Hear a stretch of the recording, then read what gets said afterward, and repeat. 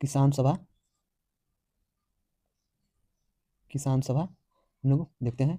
संयुक्त प्रांत किसान सभा, संयुक्त प्रांत किसान सभा, गौरी शंकर मिश्र और इंद्र नारायण द्विवेदी, गौरी शंकर मिश्र और इंद्र नारायण द्विवेदी, ये दो लोग आपके किसान सभा से जो है आपके अध्यक्ष थे और आपके सचिव थे। फरवरी 1918 में हुआ था। अखिल भारतीय किसान सभा अशोक रोड, अखिल भारतीय किसान सभा अशोक रोड, स्वामी सहजानंद सरस्वती इसके क्या थे, तो अध्यक्षता किए थे अखिल भारतीय किसान सभा अशोक रोड। 11 अप्रैल 1936 को ये हुआ था।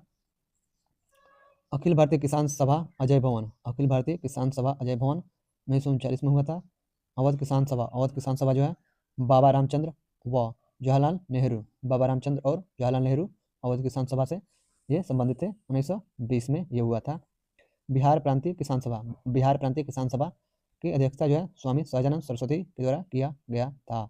1929 में आंध्र प्रांतीय किसान सभा, आंध्र प्रांतीय किसान सभा NG रंगा के द्वारा किया गया था। 1928 में भारतीय किसान सभा कोटा, भारतीय किसान सभा कोटा श्री दत्तू पंत जी ठेगरी, दत्तू पंत जी ठेगरी के द्वारा 4 मार्च 1979 को किया गया था, 4 मार्च 1979 को।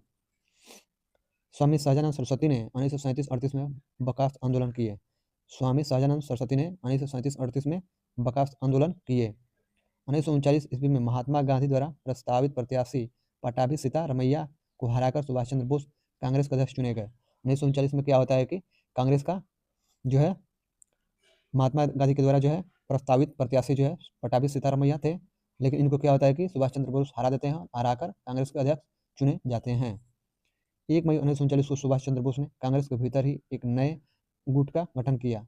1 मई 1939 को है सुभाष चंद्र बोस ने कांग्रेस के भीतर ही एक नए गुट का गठन किया, जिसे फॉरवर्ड ब्लॉक कहा गया, जिसे जो है फॉरवर्ड ब्लॉक कहा गया। सुभाष चंद्र बोस ने स्वतंत्रता संघर्ष के दौरान फ्री इंडियन लीजन नामक सेना बनाई थी। सुभाष चंद्र बोस ने स्वतंत्रता संघर्ष के दौरान फ्री इंडियन लीजन नामक सेना बनाई थी।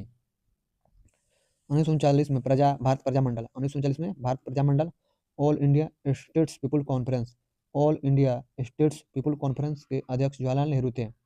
अध्यक्ष कौन थे, तो जवाहरलाल नेहरू थे। 1939 में Bharat Prajamandal all India states people conference के अध्यक्ष कौन थे, तो जवाहरलाल नेहरू थे। इसका गठन 1927 में हुआ था, इसका गठन 1927 में हुआ था।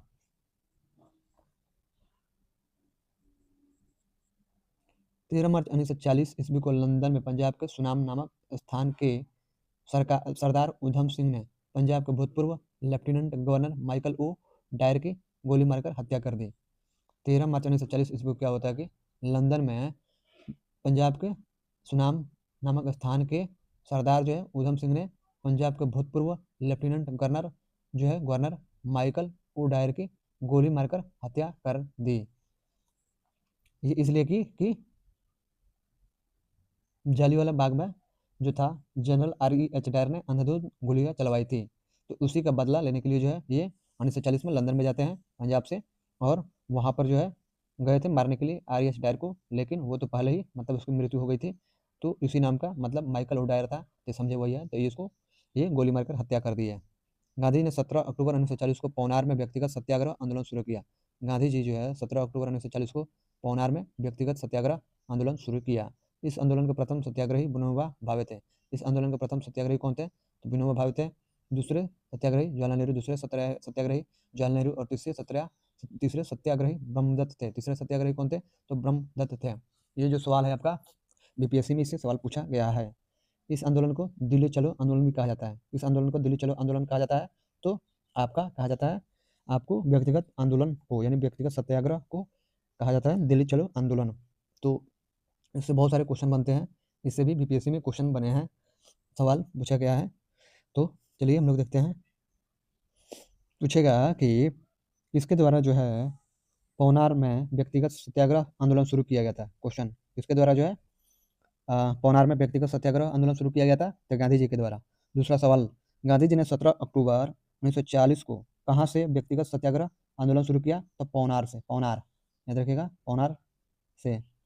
फिर सवाल पूछेगा कि गांधी जी ने पौनार में व्यक्तिगत सत्याग्रह आंदोलन कब शुरू किए थे, तो 17 अक्टूबर 1940 में। चलिए फिर से, व्यक्तिगत सत्याग्रह की जो है प्रथम सत्याग्रही कौन थे, तो आप याद रखिएगा विनोबा भावे थे, विनोबा भावे थे। दूसरे सत्याग्रही कौन थे? तो जवाहरलाल नेहरू थे। और तीसरे सत्याग्रही कौन थे? तो ब्रह्मदत्त थे। किस आंदोलन को दिल्ली चलो आंदोलन भी कहा गया है? तो व्यक्तिगत सत्याग्रह को कहा गया है। इस तरह से सवाल घुमाकर पूछा जा सकता है। तो 360 जो डिग्री आपको जो है आपको पढ़ना होगा। 24 मार्च 1940 को मोहम्मद मुस्लिम लीग के लाहौर अधिवेशन में अध्यक्षता करते हुए मोहम्मद अली जिन्ना ने भारत से अलग मुस्लिम राष्ट्र पाकिस्तान की मांग की। 24 मार्च 1940 को मुस्लिम लीग के लाहौर अधिवेशन में अध्यक्षता करते हुए मोहम्मद अली जिन्ना ने भारत से अलग मुस्लिम राष्ट्र पाकिस्तान की मांग की। फिर से यहाँ पर क्वेश्चन बनेगा, बहुत सारे क्वेश्चन यहाँ से बनेगा। देखिए कैसे बनेगा। 24 मार्च 1940 को मुस्लिम लीग के लाहौर अधिवेशन में किसने अध्यक्षता की थी? तो मोहम्मद अली जिन्ना ने की थी। मोहम्मद अली जिन्ना ने की थी। पहला सवाल। 24 मार्च 1940 को मुस्लिम लीग के अध्यक्षता मोहम्मद अली जिन्ना ने की। ये अधिवेशन कहाँ हुआ था? तो लाहौर में हुआ था, लाहौर में। दूसरा सवाल का आंसर लाहौर में। तीसरा सवाल, मुस्लिम लीग के लाहौर अधिवेशन में अध्यक्षता मोहम्मद अली जिन्ना ने की। ये कब हुआ था? तो इसका आंसर हो जाएगा 24 मार्च 1940 को हुआ था।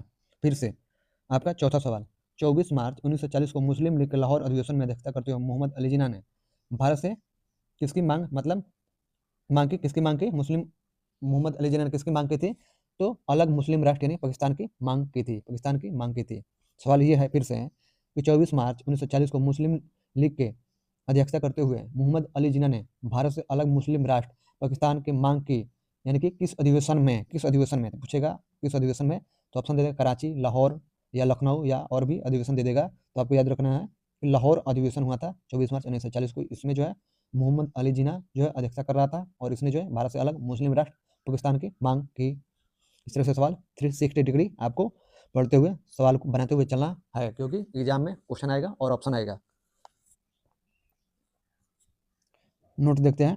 पाकिस्तान शब्द का सर्वप्रथम प्रयोग लंदन में कैम्ब्रिज विश्वविद्यालय के एक विद्यार्थी चौधरी रहमत अली और उसके 3 साथियों ने जनवरी 1933 ईस्वी में प्रकाशित किए गए एक पैम्पलेट अब या फिर कभी नहीं, नाउ और नेवर में किया था। सवाल पूछेगा फिर इससे सवाल, यहाँ से सवाल बनेगा कि पाकिस्तान शब्द का सर्वप्रथम प्रयोग किसने किया था? तो चौधरी रहमत अली ने और उसके 3 साथियों ने किया था। फिर से सवाल, पाकिस्तान शब्द का सर्वप्रथम प्रयोग कहाँ हुआ था? तो लंदन में कैम्ब्रिज विश्वविद्यालय के एक विद्यार्थी किसने? तो चौधरी रहमत अली ने किया था। और फिर से पूछेगा पाकिस्तान शब्द का सर्वप्रथम प्रयोग कब किया गया था? तो जनवरी 1933 ईस्वी में प्रकाशित एक पैम्पलेट अब या फिर कभी नहीं, नाउ और नेवर में किया गया था। फिर से सवाल है, पाकिस्तान शब्द का सर्वप्रथम प्रयोग जनवरी 1933 ईस्वी में प्रकाशित एक पैम्पलेट अब या फिर कभी नहीं, नाउ और नेवर में चौधरी रहमत अली ने कहाँ पर किया था? तो लंदन में कैम्ब्रिज विश्वविद्यालय में किया था। इस तरह से सवाल आपको इतने सारे सवाल बन जाएंगे। 1940 में लॉर्ड लिथगो ने अगस्त ऑफर के द्वारा मुसलमानों को आश्वासन दिया कि ब्रिटेन और भारत के बीच किसी भी समझौते की स्थिति में अल्पसंख्यकों की सुरक्षा का पूर्ण ध्यान रखा जाएगा। यहाँ से बहुत सारे सवाल बनेंगे। देखिए पहले 1940 में लॉर्ड लिथगो ने अगस्त ऑफर के द्वारा जो है मुसलमानों को आश्वासन दिया कि ब्रिटेन और भारत के बीच किसी भी समझौते की स्थिति में अल्पसंख्यकों की सुरक्षा का पूर्ण ध्यान रखा जाएगा। ये किया गया था। फिर से सवाल, यहाँ से सवाल बनाते चलिए क्वेश्चन, क्योंकि एग्जाम में क्वेश्चन और ऑप्शन ही आते हैं।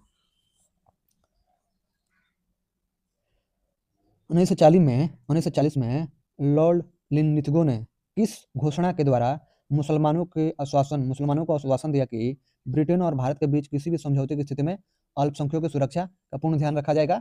तो अगस्त घोषणा में किया गया था, अगस्त घोषणा में। फिर से सवाल है कि 1940 में किसने, मतलब किस वायसराय ने अगस्त घोषणा के द्वारा मुसलमानों को आश्वासन दिया कि ब्रिटेन और भारत के बीच किसी भी समझौते की स्थिति में अल्पसंख्यकों की सुरक्षा का पूर्ण ध्यान रखा जाएगा? तो लॉर्ड लिथगो ने। फिर से सवाल कि किस ईस्वी में, यानी किस समय जो है लॉर्ड लिथगो ने अगस्त घोषणा के द्वारा मुसलमानों को आश्वासन दिया कि ब्रिटेन और भारत के बीच किसी भी समझौते की स्थिति में अल्पसंख्यकों की सुरक्षा का पूर्ण ध्यान रखा जाएगा? तो 1940 में, 1940 याद रखिएगा, 1940 में। तो इस तरह से सवाल बनते हैं।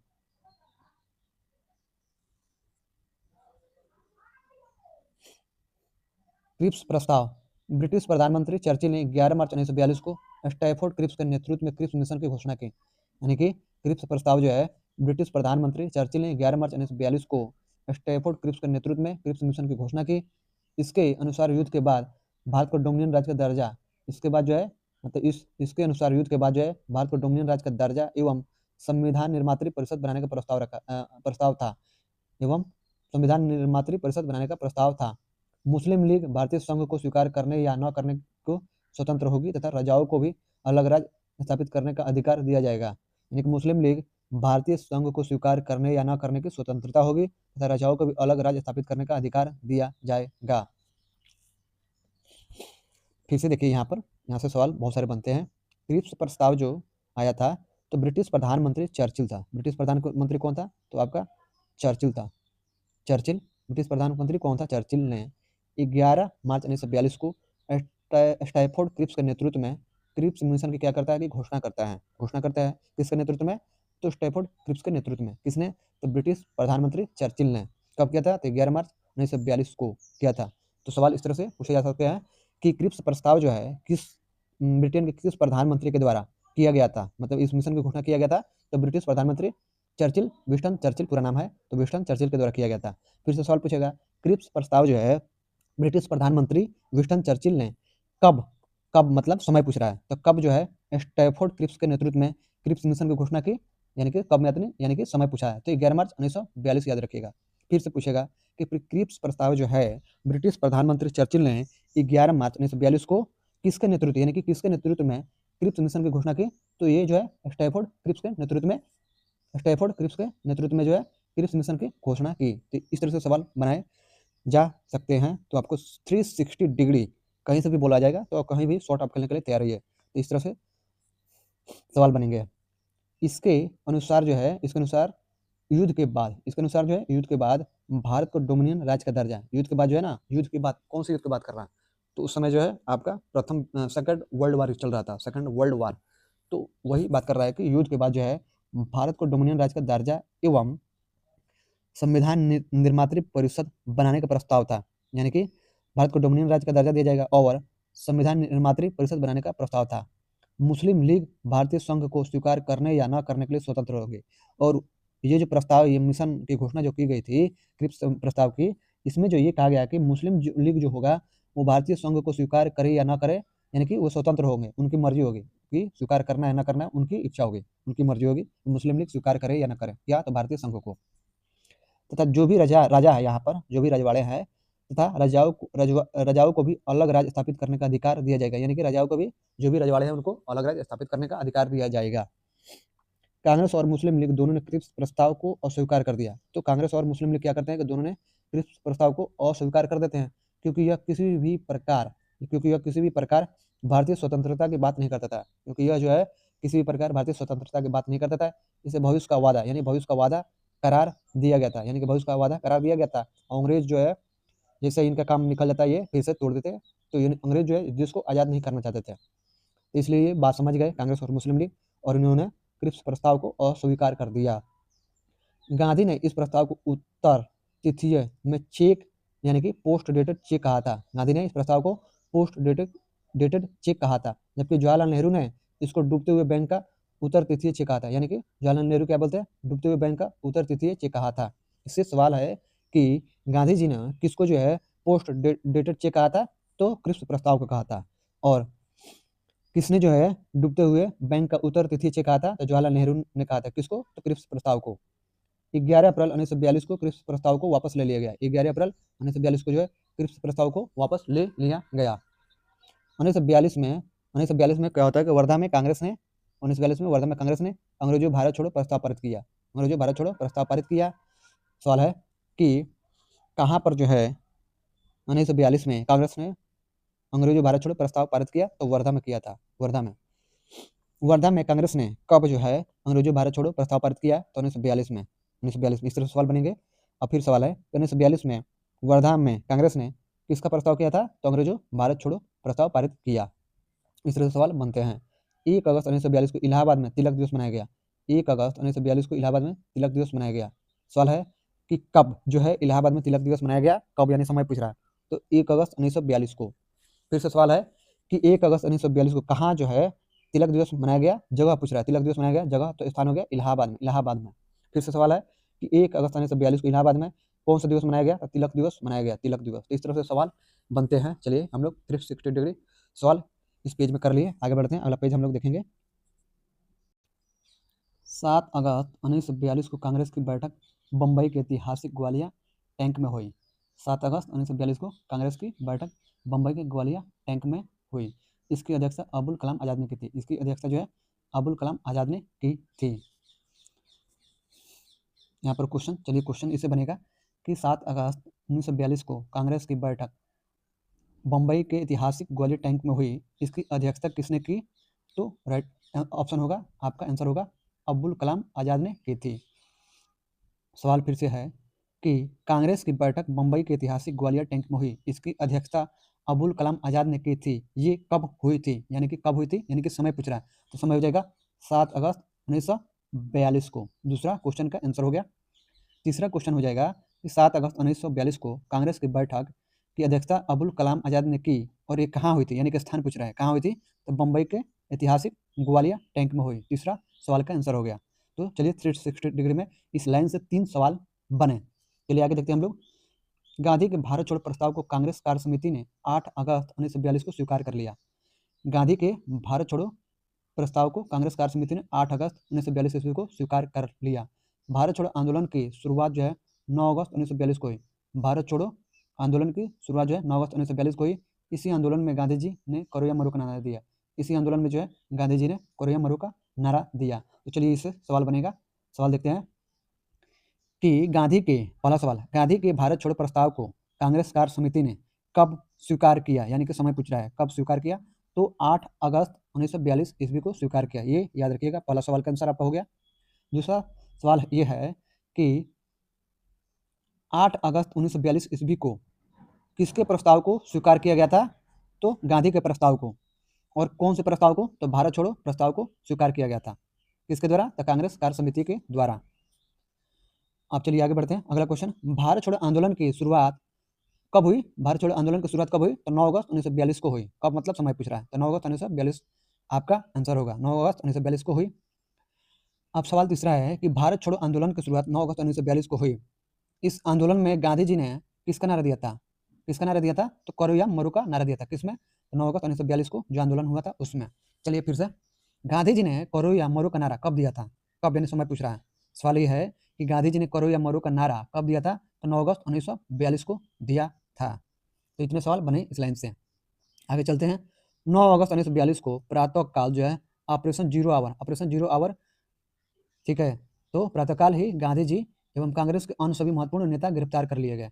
सवाल फिर से यहाँ पर बनेगा सवाल, तो देखते जाइए सवाल कैसे बनता है।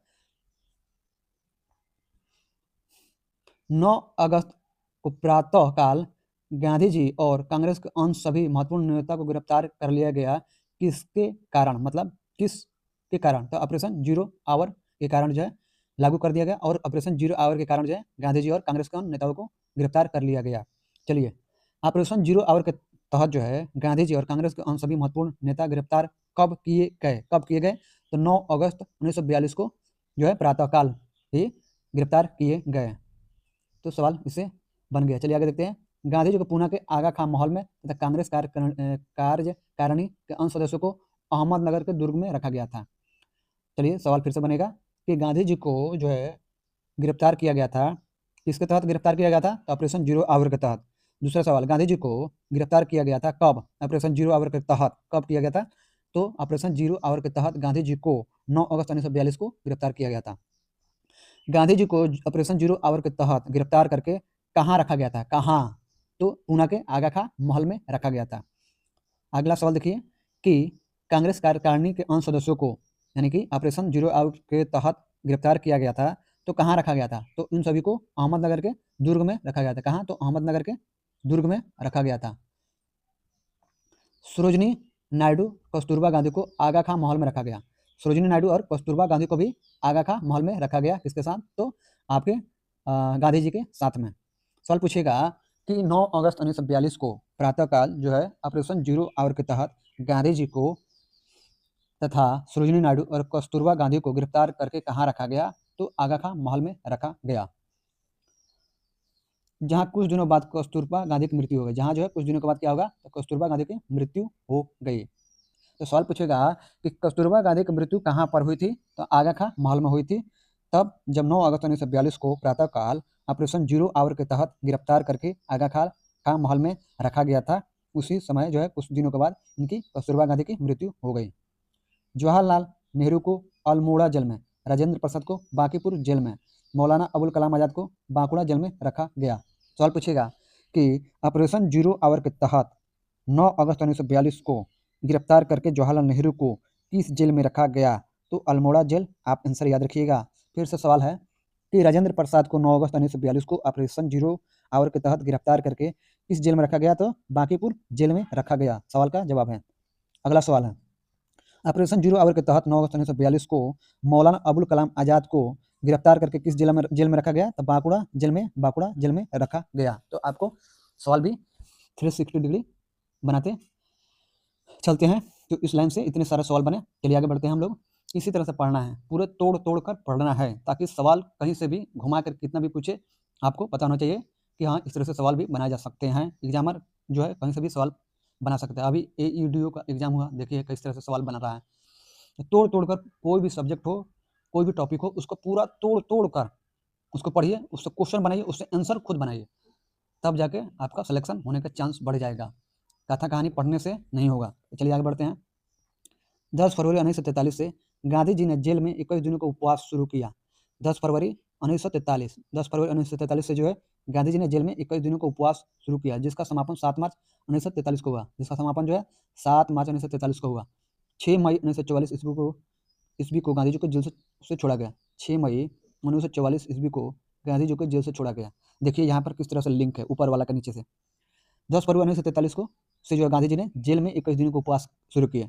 सबसे पहले ये याद रखिए कि गांधी जी को जेल में कब गिरफ्तार करके रखा गया, तो 9 अगस्त 1942 को ऑपरेशन जीरो आवर के तहत गांधी जी के साथ साथ भारतीय क्रांतिकारियों या कांग्रेस के जितने भी कार्यकारिणी सदस्य थे उनको गिरफ्तार किया जाता है और को अलग अलग जेलों में रखा जाता है। तो उसी में जो है 9 अगस्त 1943 को 42 को जो है गांधी जी को भी ऑपरेशन जीरो आवर के तहत गिरफ्तार किया जाता है और इनको जो है आगा खां महल में रखा जाता है। गांधी जी को साथ में सरोजिनी नायडू और कस्तूरबा गांधी भी आगा खां महल में रखा गया, उनको भी गिरफ्तार करके। और क्या होता है कि 9 अगस्त 1942 में गिरफ्तार करके रखा जाता है। 10 फरवरी 1943 से क्या करते हैं गांधी जी, जेल में 21 दिनों को उपवास शुरू करते हैं। ठीक है, 10 फरवरी 1943 में से, जिसका समापन जो है 7 मार्च 1943 को होता है। जिसका समापन जो है 7 मार्च 1943 को होता है। 21 दिनों के उपवास रखते हैं। तो उसके बाद 6 मई 1944 ईस्वी को गांधी जी को जेल से छोड़ा गया। यानी कि 6 मई 1944 को जो है गांधी जी को जेल से छोड़ा गया, यानी कि करीब करीब मान लीजिए 2 साल के लगभग में। यानी कि 9 अगस्त 1944 को कितना हो जाता, 2 साल हो जाता, लेकिन 6 मई को छोड़ा गया। तो करीब करीब मतलब 1 साल 10 या 11 महीना होगा जोड़ने पर। मैं लगभग जोड़ नहीं रहा हूँ, ऐसे बता रहा हूँ कि अगस्त में, मई के बाद जून जुलाई अगस्त, यानी 9 अगस्त को आपका, मई के बाद जून जुलाई अगस्त, यानी कि 2 महीना, यानी कि 10 महीना, करीब करीब 10 महीने, 1 साल 10 महीने करीब करीब आपको ये रहते हैं जेल में। उसके बाद इनको छोड़ा जाता है। तो इस तरह से ये लिंक है ऊपर का। 1942 में भारत छोड़ो आंदोलन के दौरान मुंबई के ग्वालिया मैदान में अरुणा आसफ अली ने कांग्रेस का झंडा फहराया। जो है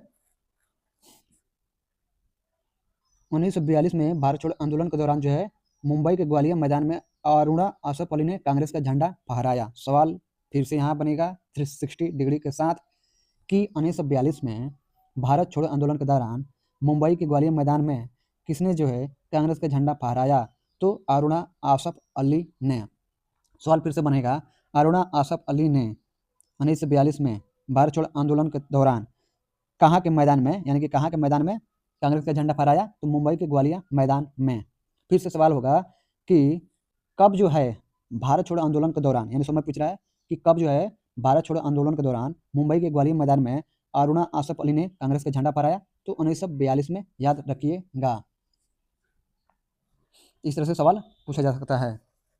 फिर से सवाल होगा 1942 में मुंबई के ग्वालियर मैदान में अरुणा आसफ अली ने कांग्रेस का झंडा फहराया, किस आंदोलन के दौरान, कौन सा आंदोलन चल रहा था उसमें, तो 1942 में भारत छोड़ो आंदोलन चल रहा था। तो उस समय ये अरुणा आसफ अली ने कांग्रेस का झंडा फहराया।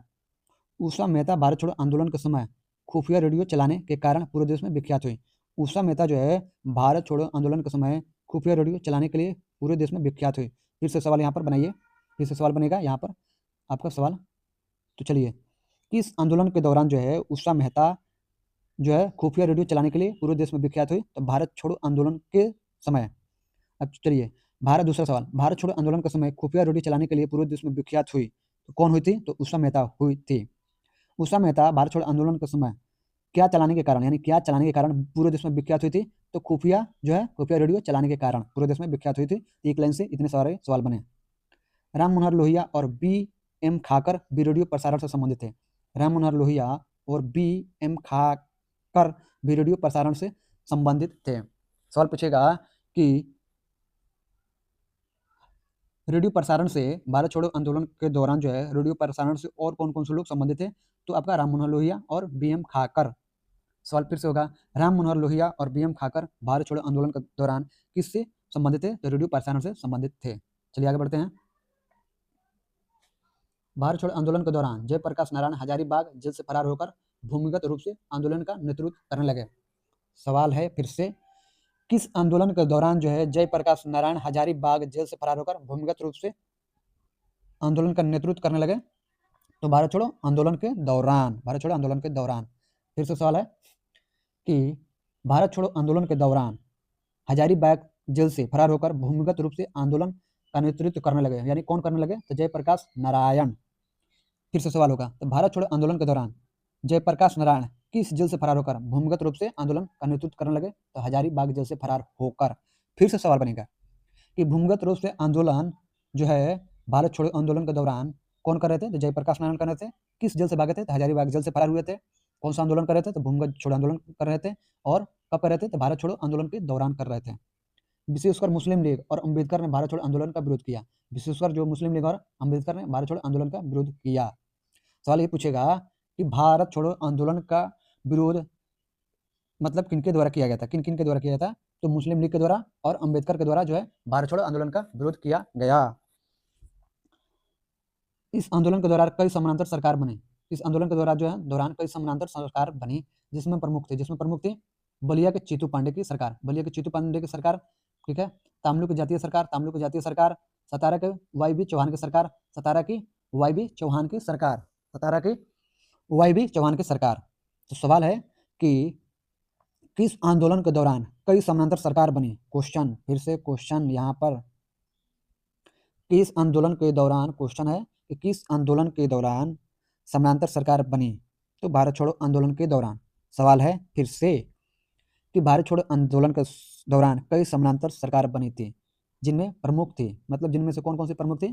तो बलिया के चीतू पांडे की सरकार, तामलुक की जातीय सरकार, सतारा की वाई बी चौहान की सरकार, सतारा की वाई बी चौहान की सरकार। ये सभी सरकारें याद रखिएगा कि भारत छोड़ो आंदोलन के दौरान कई समानांतर सरकार बनी थी। तो इनमें ये बलिया के चीतू पांडे की सरकार थी, तामलुक की जातीय सरकार थी, सतारा की वाई बी चौहान की सरकार थी।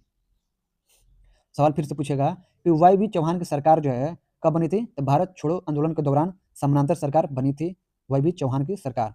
फिर से पूछेगा बलिया के चीतू पांडे की सरकार कब बनी थी? तो भारत छोड़ो आंदोलन के दौरान बनी थी। तामलुक की जातीय सरकार जो है कब बनी थी? तो ये भारत छोड़ो आंदोलन के दौरान ही समानांतर सरकार बनी थी। तो ये सब भारत छोड़ो आंदोलन के दौरान समानांतर सरकार बनी थी। तो इनमें इन सरकारों की क्या है भूमिका है? बलिया के चीतू पांडे की सरकार, तामलुक की जातीय सरकार, सतारा की वाई बी चौहान की सरकार। मैं इसलिए रिपीट कर रहा हूँ ताकि आपके दिमाग में ये चीज़ बैठ जाए, ताकि एग्जाम में अगर आए तो आपको लगा होना चाहिए कि हाँ मैंने ये पढ़ा है, सुना है। तो चलिए आगे बढ़ते हैं हम लोग। भारत छोड़ो आंदोलन के उपरांत मुस्लिम लीग और कांग्रेस के बीच संवैधानिक गतिरोध को दूर करने के लिए सी राजगोपालाचारी ने 1944 में दी वे आउट नामक पैम्पलेट जारी किया। क्वेश्चन फिर से बनेगा, क्वेश्चन बनने से पहले एक बार रिपीट कर देते हैं।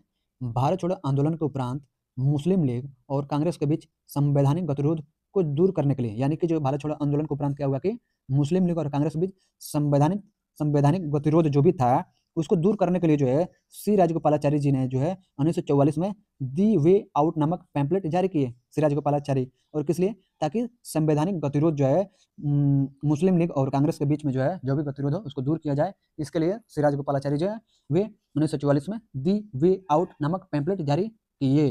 कब? तो भारत छोड़ो आंदोलन के दौरान। सवाल है अब सवाल बनेगा कि भारत छोड़ो आंदोलन के उपरांत किसके बीच जो है संवैधानिक गतिरोध को दूर करने के लिए सी राजगोपालाचारी ने 1944 में दी वे आउट नामक पैम्पलेट जारी किए? तो मुस्लिम लीग और कांग्रेस के बीच। सवाल फिर से है कि भारत छोड़ो आंदोलन के उपरांत मुस्लिम लीग और कांग्रेस के बीच किस चीज़ को दूर करने के लिए सी राजगोपालाचारी ने 1944 में दी वे आउट नामक पैम्पलेट जारी किए, तो संवैधानिक गतिरोध को दूर करने के लिए। फिर से सवाल है, भारत छोड़ो आंदोलन के उपरांत मुस्लिम लीग और कांग्रेस के बीच संवैधानिक गतिरोध को दूर करने के लिए किसने जो है 1944 में दी वे आउट नामक पैम्पलेट जारी किया, तो सी राजगोपालाचारी। फिर से सवाल बनेगा आपका कि भारत छोड़ो आंदोलन के उपरांत मुस्लिम लीग और कांग्रेस के बीच संवैधानिक गतिरोध को दूर करने के लिए सी राजगोपालाचारी ने कब जो है, कब यानी समय पूछ रहा है, कब यानी समय, तो कब जो है दी वे आउट नामक पैम्पलेट जारी किया, तो आपका आंसर होगा 1944 में। फिर से सवाल बनेगा कि भारत छोड़ो आंदोलन के उपरांत मुस्लिम लीग और कांग्रेस के बीच संवैधानिक गतिरोध को दूर करने के लिए श्री राजगोपालाचारी ने 1944 में क्या जारी किया, तो दी वे आउट नामक पैम्पलेट जो है जारी किया। फिर से पूछेगा सवाल, 1944 में दी वे आउट नामक पैम्पलेट किसने जारी किया, तो राइट आंसर आपका होगा सी राजगोपालाचारी। फिर से सवाल होगा कि दी वे आउट नामक पैम्पलेट कब जारी किया गया, 1944 में। फिर से सवाल होगा कि दी वे आउट नामक पैम्पलेट जो है 1944 में जारी किया गया, संवैधानिक गतिरोध को दूर करने के लिए किया गया था, और ये कब किया गया था, तो भारत छोड़ो आंदोलन के दौरान, और किसके बीच में, तो मुस्लिम लीग और कांग्रेस के बीच संवैधानिक गतिरोध को दूर करने के लिए जारी किया गया। तो इस सवाल से इतने सारे सवाल घुमाकर बनाए जा सकते हैं। चलिए आगे बढ़ते हैं। 360 डिग्री हमने सवाल बनाकर और आंसर भी पूरा कर लिए। चलिए आगे बढ़ते हैं। आज़ाद हिंद फौज की स्थापना का विचार सर्वप्रथम कैप्टन मोहन सिंह के मन में आया। आज़ाद हिंद फौज की स्थापना का विचार जो है सर्वप्रथम कैप्टन मोहन सिंह के मन में आया। कब आया, तो किसके मन में, तो कैप्टन मोहन सिंह के मन में आया। आज़ाद हिंद फौज का सफलतापूर्वक स्थापना का श्रेय रास बिहारी बोस को दिया जाता है। आज़ाद हिंद फौज का सफलतापूर्वक स्थापना का श्रेय किसको दिया जाता है, रास बिहारी बोस को दिया जाता है। सवाल इसमें बनेगा, सवाल बनाते हैं 360 डिग्री सवाल। आज़ाद हिंद फौज की स्थापना का विचार सर्वप्रथम किसके मन में आया, पहला सवाल, तो पहला सवाल का आंसर है कैप्टन मोहन सिंह के मन में आया। फिर से सवाल, सर्वप्रथम कैप्टन मोहन सिंह के मन में किस चीज़ की स्थापना का विचार आया, तो आज़ाद हिंद फौज की स्थापना का विचार। फिर से सवाल है, आज़ाद हिंद फौज की स्थापना का विचार कैप्टन मोहन सिंह के मन में आया, और इसकी जो है सफलतापूर्वक स्थापना, आज़ाद हिंद फौज का सफलतापूर्वक स्थापना का श्रेय किसको दिया जाता है, तो रास बिहारी बोस को दिया जाता है। रास बिहारी बोस को दिया जाता है। सवाल है कि रास बिहारी बोस को किसकी सफलतापूर्वक स्थापना का श्रेय दिया जाता है, तो आज़ाद हिंद फौज की सफलतापूर्वक स्थापना का श्रेय दिया जाता है। चलिए आगे बढ़ते हैं। आज़ाद हिंद फौज की प्रथम डिवीजन का गठन 1 सितंबर 1942 को कैप्टन मोहन सिंह के द्वारा किया गया, परंतु वह असफल रहा। चलिए सवाल फिर से बनेगा इससे, आज़ाद हिंद फौज की प्रथम डिवीजन का गठन जो है 1 सितंबर 1942 को कैप्टन मोहन सिंह के द्वारा किया गया, परंतु वह असफल रहा, यानी कि फेल हो गया। तो सवाल पूछेगा, आज़ाद हिंद फौज की प्रथम डिवीजन का गठन कब किया गया था, तो 1 सितंबर 1942 को किया गया था। फिर से सवाल है कि आज़ाद हिंद फौज की प्रथम डिवीजन का गठन 1 सितंबर 1942 को किसके द्वारा किया गया था, कैप्टन मोहन सिंह के द्वारा किया गया था, और वह असफल रहा। 1 सितंबर, फिर से सवाल, 1 सितंबर 1942 को कैप्टन मोहन सिंह के द्वारा किसका जो है गठन किया गया था, परंतु वह असफल रहा। तो आज़ाद हिंद फौज की प्रथम डिवीजन का गठन किया गया, परंतु वह असफल रहा। चलिए आगे बढ़ते हैं, हम लोग अलग सवाल देखते हैं। भारत की स्वतंत्रता की लड़ाई में सुभाष चंद्र बोस अग्रणी क्रांतिकारी थे। भारत की स्वतंत्रता की लड़ाई में सुभाष चंद्र बोस जो है अग्रणी क्रांतिकारी थे। भारत की स्वतंत्रता हेतु विदेशी सहायता प्राप्त करने के लिए बोस 1941 में जर्मनी पहुंचे। बोस जो है 1941 में जर्मनी पहुंचे। इससे सवाल पूछे जाते हैं, तो इसको ध्यान से देखते जाइए। भारत की स्वतंत्रता की लड़ाई में सबसे पहला सवाल है, भारत की स्वतंत्रता की लड़ाई में सुभाष चंद्र बोस अग्रणी क्रांतिकारी थे। इन्होंने जो है भारत की स्वतंत्रता हेतु विदेशी सहायता प्राप्त करने के लिए बोस जो है कब जो है जर्मनी पहुंचे, कब यानी समय पूछ रहे कब पहुंचे, तो 1941 में पहुंचे। सवाल फिर से है कि 1941 में सुभाष चंद्र बोस जो है भारत की स्वतंत्रता की लड़ाई में कब जो है मतलब कहाँ पहुंचे। 1941 में भारत की स्वतंत्रता की लड़ाई में सुभाष चंद्र बोस कहाँ पहुंचे, तो जर्मनी में पहुंचे थे। जर्मनी, आंसर जर्मनी होगा। यानी चलिए आगे बढ़ते हैं। वहाँ जर्मन विदेश मंत्रालय की सहायता से उन्होंने द फ्री इंडिया सेंटर का गठन किया। वहाँ जर्मन विदेश मंत्रालय की सहायता से उन्होंने द फ्री इंडिया सेंटर का गठन किया, जहाँ से वे आज़ादी के पक्ष में पर्चे छपवाते थे तथा भाषण देते थे। जहाँ से वे आज़ादी के पक्ष में पर्चे छपवाते थे और भाषण देते थे। सवाल है कि भारत की स्वतंत्रता की लड़ाई में सुभाष चंद्र बोस अग्रणी क्रांतिकारी थे। भारत की स्वतंत्रता हेतु विदेशी सहायता प्राप्त करने के लिए 1941 में जर्मनी पहुंचे और वहां किसकी सहायता से जो है उन्होंने द फ्री इंडिया सेंटर का गठन किया, जहां से भी आज़ादी के पक्ष में पर्चे छपवाते थे तथा भाषण देते थे, तो जर्मन विदेश मंत्रालय की सहायता से। फिर से सवाल है, 1941 में सुभाष चंद्र बोस जो है जर्मनी पहुंचे, जहां जर्मन विदेश मंत्रालय की सहायता से किसका गठन किया था, किसका गठन किया था, तो आपका द फ्री इंडिया सेंटर का गठन किए थे। द फ्री इंडिया सेंटर का गठन किए, जहां वे क्या करते थे, तो आज़ादी के पक्ष में पर्चे छुपाते थे तथा भाषण देते थे। चलिए आगे बढ़ते हम लोग। 1942 में बोस ने उत्तरी अफ्रीका से पकड़े गए भारतीय युद्ध बंदियों को भर्ती कर 10,000 सैनिकों का दल गठित किया, जिसे फ्री इंडियन लीजन कहा गया, जिसे फ्री इंडियन लीजन कहा गया। अब चलिए देखिए, 1942 में जो है बोस ने उत्तरी अफ्रीका से पकड़े गए भारतीय युद्ध बंदियों को, यानी कि बोस जो है उत्तरी अफ्रीका, अफ्रीका का जो है उत्तरी भाग है, वहां से जो पकड़े गए कौन थे, तो भारतीय युद्ध बंदियों को जो है भर्ती करते हैं और 10,000 सैनिकों का दल गठित किए, जिसे फ्री इंडियन लीजन कहा गया। तो कब किए गए थे, 1942 में किए थे सुभाष चंद्र बोस। सवाल है, फिर से सवाल बनेगा आपका यहाँ पर, 1942 में बोस ने कहाँ से पकड़े गए भारतीय युद्ध बंदियों को भर्ती कर 10,000 सैनिकों का दल गठित किया, तो उत्तरी अफ्रीका से।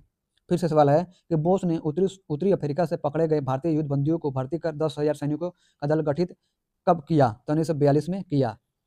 फिर से सवाल है कि 1942 में बोस ने उत्तरी अफ्रीका से पकड़े गए भारतीय युद्ध बंदियों को भर्ती कर 10,000 सैनिकों का दल गठित किया, जिसे क्या कहा गया, तो फ्री इंडियन लीजन कहा गया, जिसे फ्री इंडियन लीजन कहा गया। सवाल फिर से है, फ्री इंडियन लीजन कहा गया। चलिए आगे बढ़ते हैं। सुभाष चंद्र बोस ने 21 अक्टूबर 1943 को सिंगापुर में स्वतंत्र भारत की अस्थायी सरकार का गठन किया, जिसका जर्मनी और जापान ने समर्थन किया।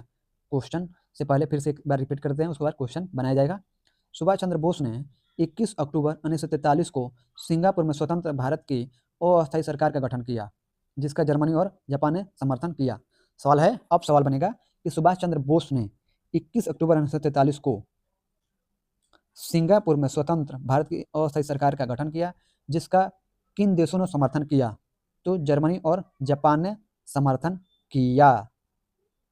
फिर से सवाल है कि सुभाष चंद्र बोस ने कब यानी कि समय पूछ रहे हैं, कब जो है सिंगापुर में स्वतंत्र भारत की अस्थायी सरकार का गठन किया, जिसका जर्मनी और जापान ने समर्थन किया, तो 21 अक्टूबर 1943 को। फिर से सवाल है, सुभाष चंद्र बोस ने 21 अक्टूबर 1943 को कहाँ, मतलब कहाँ यानी कि देश पूछ रहा है या जगह पूछ रहा है, कहाँ में देश हो जाएगा, जगह हो जाएगा, स्थान हो जाएगा, तो सुभाष चंद्र बोस ने 21 अक्टूबर 1943 को कहाँ जो है स्वतंत्र भारत की अस्थायी सरकार का गठन किया, जिसका जर्मनी और जापान ने समर्थन किया, तो सिंगापुर में किया था, सिंगापुर में।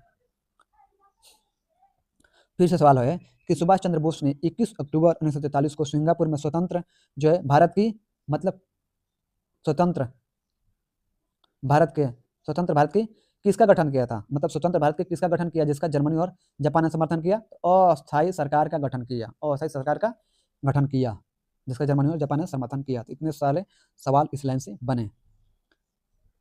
अक्टूबर 1943 ईस्वी में सुभाष चंद्र बोस को आज़ाद हिंद फौज का सर्वोच्च सेनापति बनाया गया था। अक्टूबर 1943 ईस्वी में सुभाष चंद्र बोस को जो है आज़ाद हिंद फौज का सर्वोच्च सेनापति बनाया गया था। सवाल फिर से बनेगा यहाँ पर कि कब जो है सुभाष चंद्र बोस को आज़ाद हिंद फौज का सर्वोच्च सेनापति बनाया गया था, तो अक्टूबर 1943 ईस्वी में। फिर से सवाल है कि अक्टूबर 1943 ईस्वी में किसको जो है आज़ाद हिंद फौज का सर्वोच्च सेनापति बनाया गया था, तो सुभाष चंद्र बोस को। फिर से सवाल है कि अक्टूबर 1943 ईस्वी में सुभाष चंद्र बोस को किसका जो है सर्वोच्च सेनापति बनाया गया था, तो आज़ाद हिंद फौज का। इतने सारे सवाल बने इस लाइन से। अब चलते हैं, आगे बढ़ते हैं।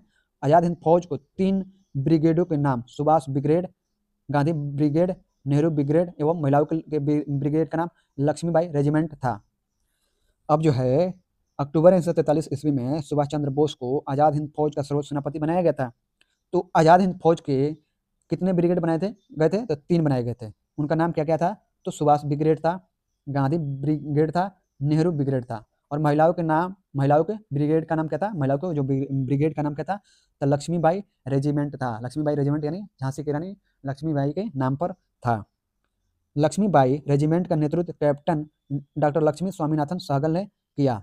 सवाल पूछेगा कि लक्ष्मीबाई रेजिमेंट का नेतृत्व किसने किया था, तो कैप्टन डॉक्टर लक्ष्मी स्वामीनाथन सहगल ने किया।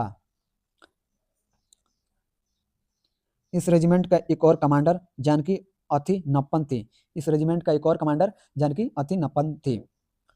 लक्ष्मीबाई रेजिमेंट का नेतृत्व जो है किनके किया गया था, किन किन के द्वारा किया गया था? तो कैप्टन डॉक्टर लक्ष्मी स्वामीनाथन और इस रेजिमेंट के एक और कमांडर थी जानकी अथिनप्पन थी।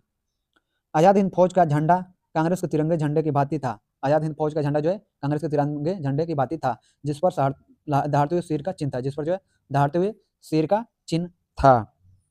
तो सवाल पूछेगा, आज़ाद हिंद फौज का जो तिरंगा झंडा था किसके भांति था? तो कांग्रेस के तिरंगे झंडे की भांति था, जिस पर क्या था? तो दहाड़ते हुए शेर का चिन्ह था।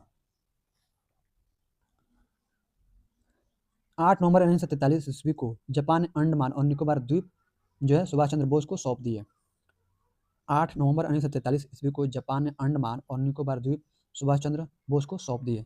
सवाल बनेगा फिर से कि कब जो है, कब यानी समय पूछ रहा है कि कब जो है जापान ने अंडमान और निकोबार द्वीप जो है सुभाष चंद्र बोस को सौंप दिए? तो 8 नवंबर 1943 ईस्वी को सौंप दिए, याद रखिएगा। सवाल फिर से है कि 8 नवंबर 1943 ईस्वी को किसने जो है अंडमान और निकोबार द्वीप को जो है सुभाष चंद्र बोस को सौंप दिए? तो जापान ने सौंप दिए। फिर से सवाल है कि 8 नवंबर 1943 ईस्वी को जापान ने अंडमान निकोबार द्वीप को किसको सौंप दिया? तो सुभाष चंद्र बोस को सौंप दिए। फिर से सवाल है, 8 नवंबर 1943 ईस्वी को जापान ने सुभाष चंद्र बोस को क्या सौंपा? सुभाष चंद्र बोस को क्या सौंपा था? तो अंडमान और निकोबार द्वीप को सौंपा था। चलिए आगे बढ़ते हैं। नेताजी ने इनका नाम क्रमशः शहीद द्वीप और स्वराज द्वीप रखा। नेताजी ने इनका नाम जो है क्रमशः शहीद द्वीप और स्वराज द्वीप रखा। तो सवाल है फिर से कि 8 अक्टूबर 1943 ईस्वी को जापान ने अंडमान और निकोबार द्वीप समूह को जो है सुभाष चंद्र बोस को सौंप दिया। तो सुभाष चंद्र बोस ने इसका नाम क्या रखा था? तो शहीद द्वीप और स्वराज द्वीप रखा। फिर से सवाल है कि शहीद द्वीप और स्वराज द्वीप को जो है 8 नवंबर 1943 ईस्वी को जापान ने सुभाष चंद्र बोस को सौंप दिए थे। तो इसको पहले किस नाम से जाना जाता था? तो अंडमान और निकोबार द्वीप के नाम से जाना जाता था। फिर से सवाल है कि 8 नवंबर 1943 ईस्वी को जापान ने सुभाष चंद्र बोस को जिन द्वीपों को सौंपा था वो द्वीप पहले क्या थे? तो अंडमान निकोबार द्वीप थे। और जब अंडमान द्वीपों का सौंप दिया उसके बाद उसका नाम सुभाष चंद्र बोस ने क्या रखा? तो शहीद द्वीप रखा और स्वराज द्वीप रखा। फिर से सवाल है कि किसका नाम जो है नाम बदलकर जो है सुभाष चंद्र बोस जो है शहीद द्वीप और स्वराज द्वीप रखा? तो अंडमान और निकोबार द्वीप का। चलिए आगे बढ़ते हैं हम लोग। 22 सितंबर 1944 को सुभाष चंद्र बोस ने शहीदी दिवस मनाया। सवाल है कि कब जो है सुभाष चंद्र बोस ने शहीदी दिवस मनाया? तो 22 सितंबर 1944 को। फिर से सवाल है कि 22 सितंबर 1944 को किसने जो है शहीदी दिवस मनाया? तो सुभाष चंद्र बोस ने। टोक्यो जाते हुए फॉर्मोसा द्वीप के बाद अचानक हवाई जहाज में आग लग जाने से सुभाष चंद्र बोस 18 अगस्त 1945 को मारे गए, परंतु इस दुर्घटना को अभी तक प्रामाणिक नहीं माना गया। टोक्यो जाते हुए जो है फॉर्मोसा द्वीप के बाद अचानक हवाई जहाज में आग लग जाने से सुभाष चंद्र बोस 18 अगस्त 1945 को मारे गए, परंतु इस दुर्घटना को अभी तक प्रामाणिक नहीं माना गया है। सवाल है फिर से कि टोक्यो जाते हुए किस द्वीप के बाद अचानक हवाई जहाज में आग लग जाने से सुभाष चंद्र बोस 18 अगस्त 1945 को मारे गए? तो फॉर्मोसा द्वीप, याद रखिएगा, फॉर्मोसा द्वीप के बाद। फिर से याद रखिए सवाल, टोक्यो जाते हुए फॉर्मोसा द्वीप के बाद अचानक हवाई जहाज में आग लग जाने से सुभाष चंद्र बोस कब मारे गए? तो 18 अगस्त 1945 को। फिर से सवाल याद रखिएगा कि कहाँ जाते हुए किस द्वीप के बाद, कहाँ जाते हुए किस द्वीप के बाद अचानक जो है हवाई जहाज में आग लग जाता है और सुभाष चंद्र बोस जो है 18 अगस्त 1945 को मारे गए? तो इसका आंसर होगा टोक्यो जाते हुए फॉर्मोसा द्वीप के बाद। चलिए आगे बढ़ते हैं हम लोग। परंतु इस दुर्घटना को अभी तक प्रमाणित नहीं माना गया। नहीं माना गया। चलिए आगे बढ़ते हैं। नोट, सुभाष चंद्र बोस का जन्म 23 जनवरी 1897 ईस्वी को कटक उड़ीसा में हुआ था। सुभाष चंद्र बोस का जन्म जो है 23 जनवरी 1897 ईस्वी को कटक उड़ीसा में हुआ था। सवाल पूछेगा कि सुभाष चंद्र बोस का जन्म कब हुआ था? तो सुभाष चंद्र बोस का जन्म 23 जनवरी 1897 ईस्वी को हुआ था। फिर से पूछेगा सवाल, सुभाष चंद्र बोस का जन्म 23 जनवरी 1897 को कहाँ हुआ था? तो कटक यानी कि उड़ीसा में हुआ था। आजाद हिंद फौज के गिरफ्तार अधिकारी पीके सहगल, कर्नल गुरुदयाल ढिल्लन, मेजर शाहनवाज खान पर राजद्रोह का आरोप लगाकर दिल्ली के लाल किले पर नवंबर 1945 में मुकदमा चलाया गया। वायसराय ने इनकी सजा माफ कर दी। सवाल फिर से, आजाद हिंद फौज के गिरफ्तार अधिकारी कौन थे? तो पीके सहगल, कर्नल गुरुदयाल ढिल्लन, मेजर शाहनवाज खान पर जो है राजद्रोह का आरोप लगाकर दिल्ली के लाल किले पर नवंबर 1945 ईस्वी में मुकदमा चलाया गया। वायसराय ने इनकी सजा माफ कर दी। सवाल है अब, आजाद हिंद फौज के गिरफ्तार अधिकारी जो हैं पीके सहगल, कर्नल गुरुदयाल ढिल्लन, मेजर शाहनवाज खान पर राजद्रोह का आरोप लगाकर कहाँ पर यानी कि लगाकर दिल्ली के लाल किले पर कब यानी कि कब जो है मुकदमा चलाया गया? कब पूछ रहा है? तो नवंबर 1945 ईस्वी में। आजाद हिंद फौज के गिरफ्तार अधिकारी जो है कर्नल सहगल और कर्नल गुरुदयाल ढिल्लन, मेजर शाहनवाज खान पर जो है दिल्ली के लाल किले पर नवंबर 1945 में मुकदमा चलाया गया राजद्रोह के आरोप में, और वायसराय जो है इसकी सजा को माफ कर देते हैं। चलते आगे बढ़ते हैं। आजाद हिंद फौज के अभियुक्तों की तरफ से अरुणा आसफ अली, तेज बहादुर सप्रू, जवाहरलाल नेहरू, भोलाभाई देसाई नेतृत्व जो है एवं के.एन. काटजू ने पैरवी की। सवाल यहाँ पर फिर से बनेगा, आजाद हिंद फौज के अभियुक्तों की तरफ से जो भी अभियुक्त बने थे, गिरफ्तार किए गए थे, तो उनकी तरफ से जो है अरुणा आसफ अली, तेज बहादुर सप्रू, जवाहरलाल नेहरू, भोलाभाई देसाई यानी कि इन नेतृत्व कर रहे थे, इनके नेतृत्व में एवं के.एन. काटजू ने क्या किया? तो पैरवी किए थे इन लोगों का नाम याद रखिएगा। सवाल ये बनेगा कि अरुणा आसफ अली, तेज बहादुर सप्रू, जवाहरलाल नेहरू, भोलाभाई देसाई और के.एन. काटजू ने किसकी पैरवी की थी? तो आजाद हिंद फौज के अभियुक्तों को, जिनको गिरफ्तार किया गया था नवंबर 1945 में, और दिल्ली के लाल किले पर क्या किया गया था? मुकदमा चलाया गया था।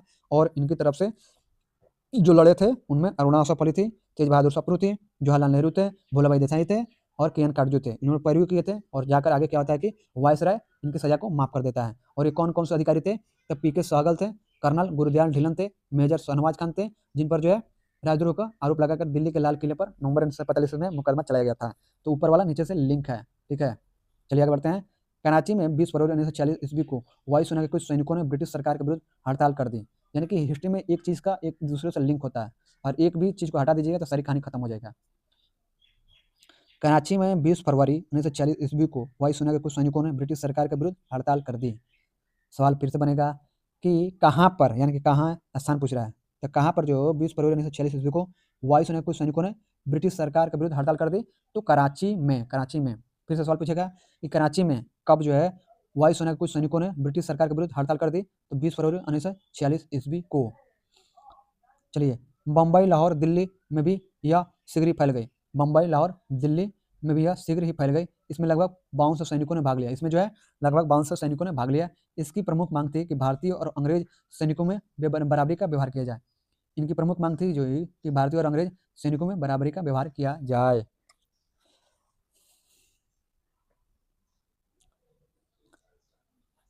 चलिए आगे बढ़ते हैं हम लोग। शाही नौसेना का विद्रोह। शाही नौसेना का विद्रोह देखते हैं। शाही नौसेना का विद्रोह, रॉयल इंडियन नेवी के विद्रोह की शुरुआत 18 फरवरी को हुई। शाही नौसेना का विद्रोह जो यानी कि रॉयल इंडियन नेवी के विद्रोह की शुरुआत 18 फरवरी को हुई, जब बम्बई में HMIS तलवार के 1100 नाविकों ने नस्लवादी भेदभाव और खराब भोजन के प्रतिवाद में हड़ताल कर दिया।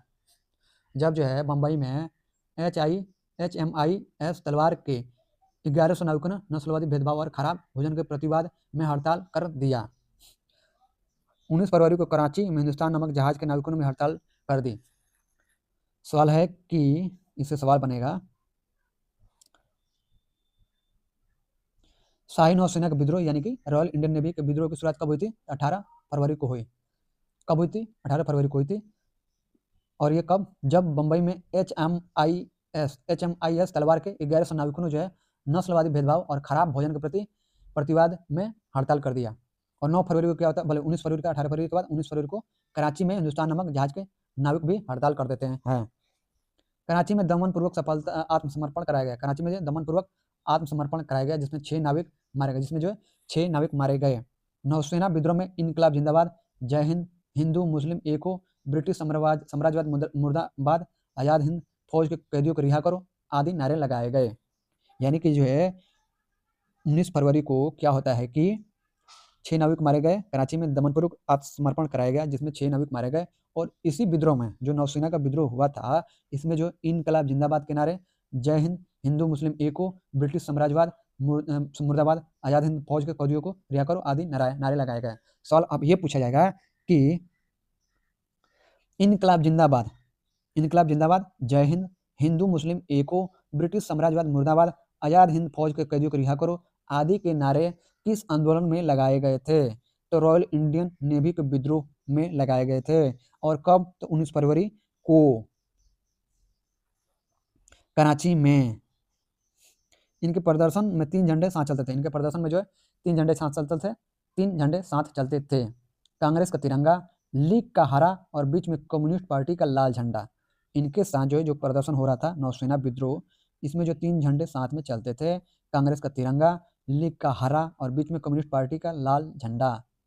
सरदार पटेल एवं जिन्ना ने इन्हें आत्मसमर्पण की सलाह दी।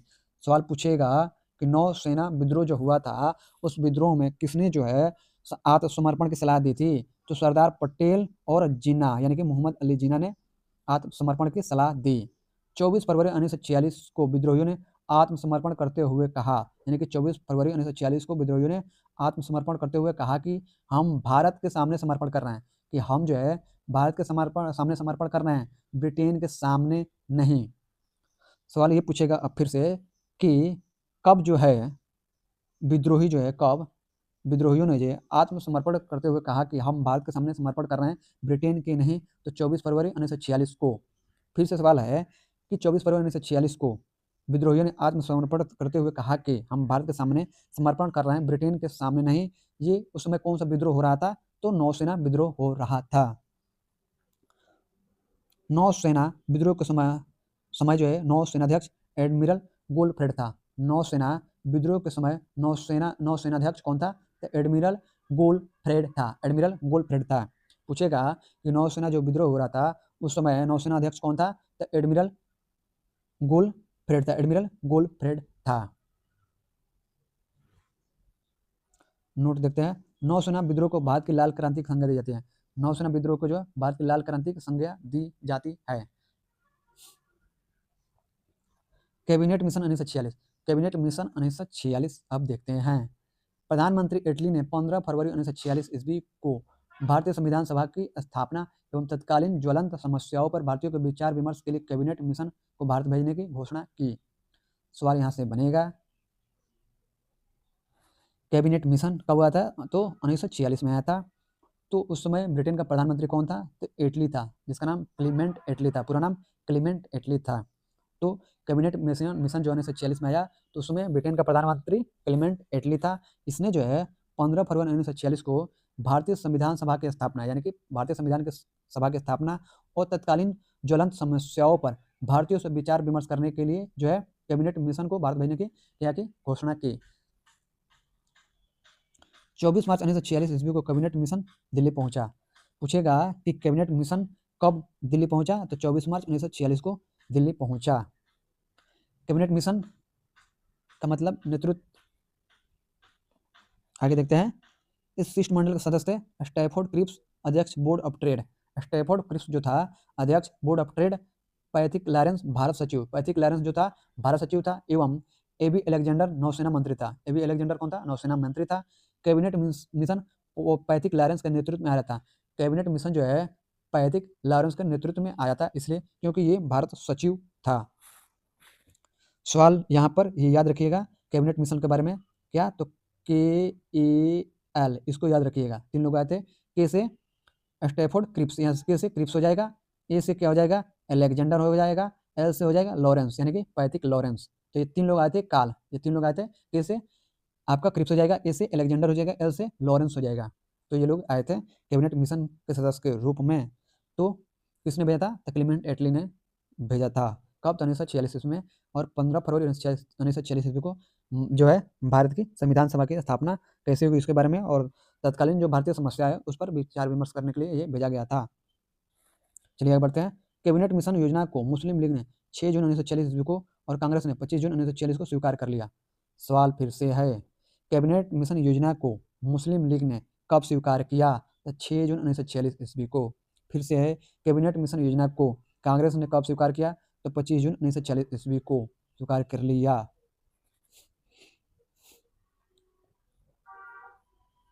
कैबिनेट मिशन योजना को स्वीकार किए जाने के पश्चात संविधान सभा के निर्माण के लिए हुए चुनाव जुलाई 1946 ईस्वी में कांग्रेस ने 214 समान स्थानों में से 205 स्थान प्राप्त किए। यानी कि कैबिनेट मिशन योजना को स्वीकार किए जाने के पश्चात जो है कि संविधान सभा के निर्माण के लिए क्या हुआ कि चुनाव हुए। कैबिनेट मिशन स्वीकार कर लिया कांग्रेस और मुस्लिम लीग ने। उसके बाद क्या होता है कि संविधान सभा के निर्माण के लिए चुनाव होता है। कब? तो जुलाई 1946 में चुनाव होता है और इसमें जो है कांग्रेस जो है 214 समान स्थानों में से 205 स्थान प्राप्त किए और मुस्लिम लीग ने 78 मुस्लिम स्थानों में से 73 स्थान प्राप्त किए और मुस्लिम लीग जो है 78 मुस्लिम स्थानों में से 73 स्थान प्राप्त किए। कांग्रेस को 4 सिख सदस्यों का भी समर्थन प्राप्त था। कांग्रेस को जो है 4 सिख सदस्यों का भी समर्थन प्राप्त था। सवाल पूछेगा कि कैबिनेट मिशन स्वीकार करने के बाद संविधान सभा के निर्माण के लिए चुनाव कब हुए थे? तो जुलाई 1946 ईस्वी में। मुस्लिम लीग ने 16 अगस्त 1946 ईस्वी को सीधी अथवा प्रत्यक्ष कार्यवाही दिवस डायरेक्ट एक्शन डे मनाया। मुस्लिम लीग जो है 16 अगस्त 1946 ईस्वी को जो है सीधी अथवा प्रत्यक्ष कार्यवाही दिवस डायरेक्ट एक्शन डे मनाया। सवाल पूछेगा कि मुस्लिम लीग ने कब जो है सीधी अथवा प्रत्यक्ष यानी कार्यवाही दिवस डायरेक्ट एक्शन डे मनाया? तो 16 अगस्त 1946 को। फिर पूछेगा 16 अगस्त 1946 को सीधी अथवा प्रत्यक्ष कार्यवाही दिवस किसने मनाया? तो मुस्लिम लीग ने मनाया। फिर से सवाल होगा तो मुस्लिम लीग ने 16 अगस्त 1946 को क्या मनाया? तो सीधी अथवा प्रत्यक्ष यानी कार्यवाही दिवस यानी डायरेक्ट एक्शन डे मनाया। सर्वप्रथम प्रत्यक्ष कार्यवाही दिवस कलकत्ता में मनाया गया और पूछेगा कि सर्वप्रथम प्रत्यक्ष जो है कार्यवाही दिवस कहाँ मनाया गया? तो कलकत्ता में मनाया गया। किसके द्वारा? तो मुस्लिम लीग के द्वारा। कब मनाया गया? तो 16 अगस्त 1946 ईस्वी को। उस समय बंगाल में मुस्लिम लीग की सरकार थी। उस समय किसकी सरकार थी? तो बंगाल में मुस्लिम लीग की सरकार थी। बंगाल के मुख्यमंत्री शहीद सोहरावर्दी थे। बंगाल के मुख्यमंत्री कौन थे? तो शहीद सोहरावर्दी थे। प्रत्यक्ष कार्यवाही दिवस के परिणाम स्वरूप बंगाल, बिहार और पंजाब में भयंकर हिंदू मुस्लिम दंगे हुए। प्रत्यक्ष कार्यवाही दिवस के परिणाम स्वरूप जो होता है कि बंगाल में, बिहार में और पंजाब में भयंकर जो हिंदू मुस्लिम दंगे हुए।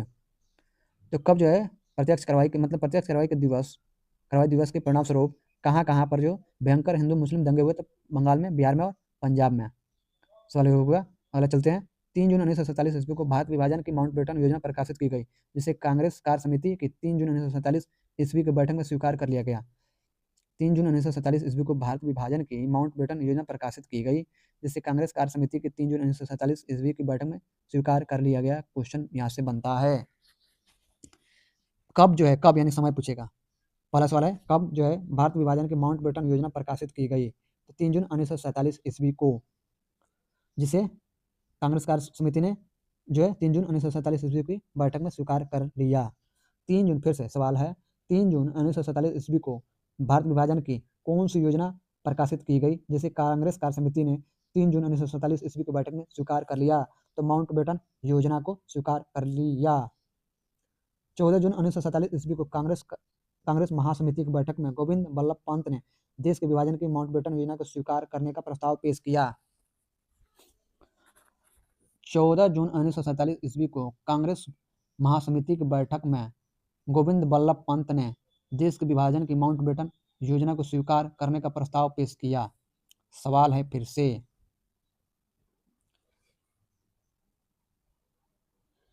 कब जो है कांग्रेस महासमिति की बैठक में गोविंद बल्लभ पंत ने देश के विभाजन की माउंटबेटन योजना को स्वीकार करने का प्रस्ताव पेश किया?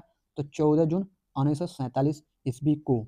फिर से है कि 14 जून 1947 ईस्वी को कांग्रेस महासमिति की बैठक में किसने जो है देश के विभाजन की माउंटबेटन योजना को स्वीकार करने का प्रस्ताव पेश किया? तो गोविंद बल्लभ पंत ने। इस प्रस्ताव का समर्थन अबुल कलाम आज़ाद ने किया। सवाल पूछेगा किस प्रस्ताव का समर्थन जो अबुल कलाम आज़ाद ने किया था? तो माउंटबेटन योजना को, जो बंटवारे का विरोध करते आ रहे थे, जो पहले जो बंटवारे का विरोध करते आ रहे थे, बाद में क्या हुआ कि स्वीकार कर लिया। आज़ाद ने कहा कांग्रेस कार्य समिति का फैसला सही फैसला नहीं है। आज़ाद जो है ने कहा कि कांग्रेस कार्य समिति का फैसला सही फैसला नहीं है, लेकिन कांग्रेस के सामने कोई और रास्ता नहीं है। लेकिन जो है कांग्रेस के सामने कोई और रास्ता नहीं है माउंटबेटन योजना को स्वीकार करने के अलावा। गांधी, नेहरू और पटेल के समर्थन के बावजूद कांग्रेस कार्य समिति का देश विभाजन का प्रस्ताव अखिल भारतीय कांग्रेस समिति में सर्वसम्मति से पास न हो सका। यानी कि गांधी, नेहरू और पटेल के समर्थन के बावजूद जो है कांग्रेस कार्य समिति का देश विभाजन का प्रस्ताव जो है अखिल भारतीय कांग्रेस समिति में सर्वसम्मति से पास न हो सका। इन लोगों का समर्थन होने के बावजूद भी पास नहीं हो सका था। 161 सदस्यों ने उनके खिलाफ वोट दिया या वे तटस्थ रहे। 161 सदस्यों ने उनके खिलाफ जो है वोट दिया या वे तटस्थ रहे। प्रस्ताव का विरोध करने वालों में सिंध कांग्रेस के नेता चौथराम मिडवानी।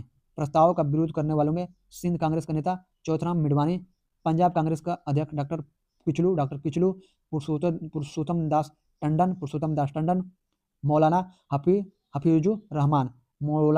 हफीजुर रहमान आदि थे जो ये क्या कहते हैं प्रस्ताव का विरोध किए थे। मुस्लिम लीग की काउंसिल की बैठक माउंटबेटन योजना पर विचार करने के लिए 2 जून 1947 ईस्वी को नई दिल्ली में बुलाई गई। यानी कि मुस्लिम लीग की बैठक माउंट योजना पर विचार करने के लिए 2 जून 1947 ईस्वी को नई दिल्ली में बुलाई गई। सवाल है फिर से कि मुस्लिम लीग की काउंसिल की बैठक माउंटबेटन योजना पर विचार करने के लिए कब जो है नई दिल्ली में बुलाई गई? तो 10 जून 1947 ईस्वी को। फिर से पूछेगा सवाल कि मुस्लिम लीग की काउंसिल की बैठक माउंटबेटन योजना पर विचार करने के लिए कब जो है और कहाँ जो है बुलाई गई? यानी बैठक 10 जून 1947 को नई दिल्ली में। लीग ने भारी बहुमत से इस योजना को स्वीकार किया। लीग जो है भारी बहुमत से इस योजना को स्वीकार कर लिया क्योंकि तो बंटवारा चाहते ही थे। लीग की बैठक में उपस्थित 400 सदस्यों में से सिर्फ 10 सदस्यों ने इसका विरोध किया। लीग की बैठक में जो है उपस्थित 400 सदस्यों में से सिर्फ 10 सदस्यों ने इसका विरोध किया। 4 जुलाई 1947 को ब्रिटिश संसद में भारतीय स्वाधीनता विधेयक पेश किया गया। सवाल पूछेगा कि कब जो है ब्रिटिश संसद में भारतीय स्वाधीनता विधेयक पेश किया गया? तो 4 जुलाई 1947 को। 15 जुलाई को बिना किसी संशोधन के हाउस ऑफ कॉमन्स द्वारा और 16 जुलाई को हाउस ऑफ लॉर्ड्स द्वारा पास कर दिया गया। और कब जो है चलिए सवाल है कि 15 जुलाई को बिना किसी संशोधन के हाउस ऑफ कॉमन्स द्वारा और 16 जुलाई को जो हाउस ऑफ लॉर्ड्स द्वारा पास कर दिया गया। 18 जुलाई 1947 ईस्वी को उस पर ब्रिटिश सम्राट के हस्ताक्षर हो गए। 18 जुलाई 1947 को जो है उस पर ब्रिटिश सम्राट के हस्ताक्षर हो गए। इसके अनुसार देश को 15 अगस्त 1947 ईस्वी को 2 डोमिनियनों यानी कि इसके अनुसार जो है देश को 15 अगस्त 1947 ईस्वी को 2 डोमिनियनों भारत और पाकिस्तान में बांट दिया जाएगा। दोनों डोमिनियनों को पूरी स्वतंत्रता तथा प्रभुसत्ता सौंप दी जाएगी। दोनों डोमिनियनों को जो पूरी स्वतंत्रता तथा प्रभुसत्ता सौंप दी जाएगी। 14 अगस्त को पाकिस्तान अधिराज्य और 15 अगस्त को भारतीय अधिराज्य की स्थापना होगी। 14 अगस्त को पाकिस्तान अधिराज्य और 15 अगस्त को भारतीय अधिराज्य की स्थापना होगी। नोट देखते हैं। भारत की आज़ादी के समय इंग्लैंड के सम्राट जो है जॉर्ज सस्टम था। भारत की आज़ादी के समय इंग्लैंड का सम्राट कौन था? तो जॉर्ज सस्टम था। यह भारत का अंतिम सम्राट एवं कॉमनवेल्थ नेशन का प्रथम प्रधान हेड था। यह भारत का जो है अंतिम सम्राट था और कॉमनवेल्थ नेशन का प्रथम प्रधान हेड था। जवाहरलाल नेहरू के नेतृत्व में अंतरिम सरकार का गठन 2 सितंबर 1946 ईस्वी को हुआ। सवाल है फिर से कि जवाहरलाल नेहरू के नेतृत्व में अंतरिम सरकार का गठन कब हुआ था? तो 2 सितंबर 1946 ईस्वी को हुआ था। 26 अक्टूबर 1946 ईस्वी को मुस्लिम लीग 5 सदस्य अंतरिम सरकार में सम्मिलित हुई। 26 अक्टूबर 1946 ईस्वी को मुस्लिम लीग जो 5 सदस्य अंतरिम सरकार में सम्मिलित हुई। सवाल है कि कब जो है मुस्लिम लीग यानी 5 सदस्यों के साथ अंतरिम सरकार में सम्मिलित हुई? तो 26 अक्टूबर 1946 ईस्वी को। 27 मार्च 1947 ईस्वी को मुस्लिम लीग ने पाकिस्तान दिवस के रूप में मनाया। 27 मार्च 1947 ईस्वी को मुस्लिम लीग ने पाकिस्तान दिवस के रूप में मनाया। सवाल है कि कब जो है मुस्लिम लीग ने पाकिस्तान दिवस के रूप में मनाया? तो 27 मार्च 1947 ईस्वी को। फिर से सवाल है 27 मार्च 1947 ईस्वी को मुस्लिम लीग ने किस दिवस के रूप में मनाया? तो पाकिस्तान दिवस के रूप में मनाया। स्वतंत्रता प्राप्ति के समय कांग्रेस के अध्यक्ष जेपी कृपलानी। स्वतंत्रता प्राप्ति के समय कांग्रेस के अध्यक्ष जेपी कृपलानी एवं ब्रिटेन के प्रधानमंत्री क्लीमेंट एटली लेबर पार्टी थे। सवाल है कि जब भारत स्वतंत्र हुआ उस समय कांग्रेस के अध्यक्ष कौन थे? तो जेपी कृपलानी थे। और ब्रिटेन का प्रधानमंत्री कौन थे जब भारत स्वतंत्र हो रहा था? तो ब्रिटेन के प्रधानमंत्री क्लीमेंट एटली लेबर पार्टी के थे। भगत सिंह के विरुद्ध मुखबिरी करने के कारण फणींद्र घोष की हत्या बैकुंठ शुक्ल ने की थी। सवाल है कि भगत सिंह के विरुद्ध जो है मुखबिरी करने के कारण फणींद्र घोष, ये देशद्रोही था, फणींद्र घोष की हत्या जो बैकुंठ शुक्ल ने की थी, सही किया था, बैकुंठ शुक्ल ने की थी। महात्मा गांधी द्वारा स्थापित हरिजन सेवक संघ, महात्मा गांधी द्वारा स्थापित हरिजन सेवक संघ के संस्थापक अध्यक्ष घनश्याम दास बिड़ला थे। घनश्याम दास बिड़ला थे। सवाल है कि महात्मा गांधी द्वारा स्थापित हरिजन सेवक संघ के संस्थापक अध्यक्ष कौन थे? तो घनश्याम दास बिड़ला थे। बांटो और छोड़ो का नारा लीग ने दिसंबर 1943 ईस्वी के कराची अधिवेशन में दिया। बांटो और छोड़ो का नारा लीग ने कब दिया था? तो दिसंबर 1943 ईस्वी के कराची अधिवेशन में दिया था। कांग्रेस का प्रथम ब्रिटिश अध्यक्ष कौन था? जॉर्ज यूले था। पूछेगा कि कांग्रेस का प्रथम ब्रिटिश अध्यक्ष कौन था? जॉर्ज यूले था। मैं देश के बालू से ही कांग्रेस से भी बड़ा आंदोलन खड़ा कर दूंगा। मैं देश के बालू से ही कांग्रेस से भी बड़ा आंदोलन खड़ा कर दूंगा, महात्मा गांधी ने कहा। गांधी जी हरिजन नाम वाले 3 पत्रों का प्रकाशन करते थे। गांधी जी जो है हरिजन नाम वाले 3 पत्रों का प्रकाशन करते थे। हरिजन बंधु गुजराती में, हरिजन बंधु जो है गुजराती में, हरिजन सेवक हिंदी में, हरिजन सेवक जो है हिंदी में, एवं हरिजन अंग्रेजी में, एवं हरिजन जो है हरिजन अंग्रेजी में। पुणे 11 फरवरी 1933, पुणे 11 फरवरी 1933। हरिजन गांधी जी हरिजन नाम वाले 3 पत्रों का प्रकाशन करते थे। कौन कौन से? तो हरिजन बंधु गुजराती में करते थे, हरिजन सेवक हिंदी में करते थे, और हरिजन अंग्रेजी में। और ये सब पुणे 11 फरवरी 1933 ईस्वी में ये सब शुरू हुआ था। गांधी जी ने अपनी आत्मकथा मूल रूप से गुजराती में लिखी थी। गांधी जी जो है अपनी आत्मकथा मूल रूप से गुजराती में लिखी थी। हिंद स्वराज को भी गांधी जी ने गुजराती में लिखी थी। हिंद स्वराज को भी गांधी जी ने गुजराती में लिखी थी। सवाल है कि गांधी जी ने अपनी आत्मकथा मूल रूप से किस भाषा में लिखी थी? तो गुजराती भाषा में लिखी थी। हिंद स्वराज को गांधी जी ने किस भाषा में लिखी थी? तो गुजराती भाषा में ही लिखी थी। चलिए मिलते हैं। जय हिंद, जय भारत। अपना ख्याल रखिए, अपने माता पिता, अपने परिवार, अपने समाज का रखिए। अपना नाम रोशन कीजिए, अपने माता पिता का नाम रोशन कीजिए, अपने परिवार का नाम रोशन कीजिए, अपने समाज का नाम रोशन कीजिए, अपने देश का नाम रोशन कीजिए। सफल होइए और खुश रहिए।